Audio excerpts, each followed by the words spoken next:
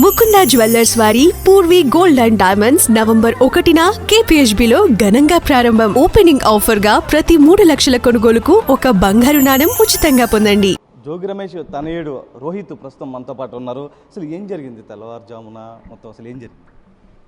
ఏదో 4 పోలీస్ కార్లు వచ్చినాయి అంటన్నా. ఏదో మేము అక్కడికి పారిపోతున్నట్టు వచ్చి తలుపులు కొట్టేసి, జోగి రమేష్ కూడా ఆల్రెడీ చెప్పారు మేము ఇక్కడే ఉంటాం, ఇబ్రహీంపట్నం గడ్డ మీద ఉంటాం, మైలవరంలో ఉంటామని. అయినా కానీ ఏదో మేము అక్కడికి పారిపోతున్నట్టు వచ్చి తలుపులు కొట్టేయటం, ఏదో హడావుడిగా చేయటం.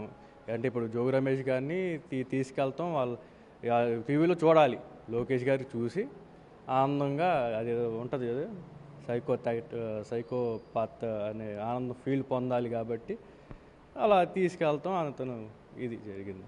అంటే ఆ టైంలో నోటీసులు ఇస్తామని చెప్పారా, లేకపోతే డైరెక్ట్ అరెస్ట్ అని చెప్పారా? అంటే తలుపులు తీయకపోతే పగలగొట్టుకొని మరీ లోపలికి వస్తాం అన్నట్టుగా ఒకటి తెలుస్తుంది. తలుపులు తీయకపోతే పగలగొడతామని చెప్పి పనులు చాలా గట్టిగా కొట్టారు. తలుపులు మాత్రం పగలగొడతామని చెప్తాం. నోటీసులు ఇవ్వడం మాకైతే తెలీదు, ఇచ్చినట్టు కూడా ఏం లేరు. అరెస్ట్ ఇంకా తీసుకెళ్లారు, అరెస్ట్ చేస్తారని చెప్పేసి అంటున్నారు. మరి చూడండి, అంటే కల్తీ మద్యం వ్యవహారాల్లో మొదటి నుంచి కూడా సంబంధం లేదు అని చెప్తున్నారు. ఆల్రెడీ మీరు అందరూ కూడా గుడికి కూడా వెళ్ళడం జరిగింది, అక్కడ అమ్మవారి సాక్షి ప్రమాణం కూడా చేశారు. కానీ ప్రస్తుతం ఏం జరుగుతుందన్న? జోగి రమేష్ గారు ఫస్ట్ నుంచి చెప్తున్నారు, నేను గుడికి వస్తా, ప్రమాణం చేస్తా, మీరు లోకేష్ గారు రండి, ప్రమాణం చేయండి, జోగి రమేష్ తప్పు ఉందని చెప్పేసి ఎప్పటి నుంచి చెప్తారు. మేము మా ప్రమాణం స్థాయిగా వెళ్ళాం, మేము అక్కడికి ప్రమాణం చేసాం, అమ్మవారి దగ్గర ప్రమాణం చేసి చెప్పాం, మా తప్పు లేదు, ఉంటే అక్కడే ఊరేసుకుంటాను అని చెప్పి జోగి రమేష్ గారు చెప్పారు.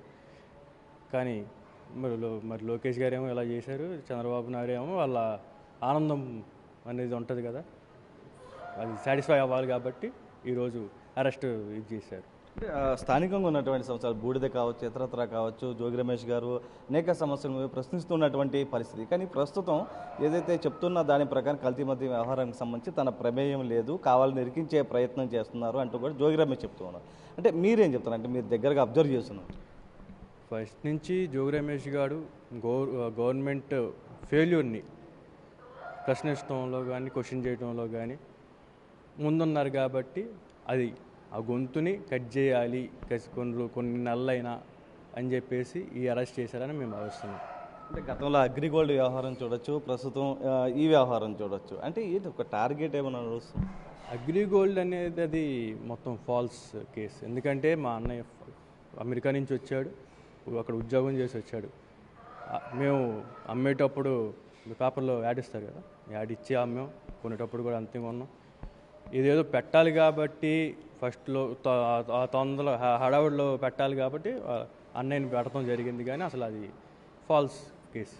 అంటే ఇప్పుడు అరెస్ట్ని ఎలా ఎదుర్కోబోతున్నారు? మొత్తం ఏముందన్నా న్యాయ వ్యవస్థలు ఉన్నాయి, మా తప్పు లేదు, ఖచ్చితంగా న్యాయం గెలిచిద్దని కోరుకుంటున్నాను. కల్తీ మద్యం వ్యవహారంలో జోగి రమేష్ ఎటువంటి తప్పు చేయలేదు, కావాలని ఒక ఇరికించే ప్రయత్నం చేశారు. ఖచ్చితంగా న్యాయస్థానంలో మాకు గెలుస్తామంటూ కూడా రోహిత్ అయితే చెప్తున్నారు. ఇప్పుడు సుబ్రహ్మణ్యంతో నరసింహ, బిగ్ టీవీ, ఇబ్రహీంపట్నం.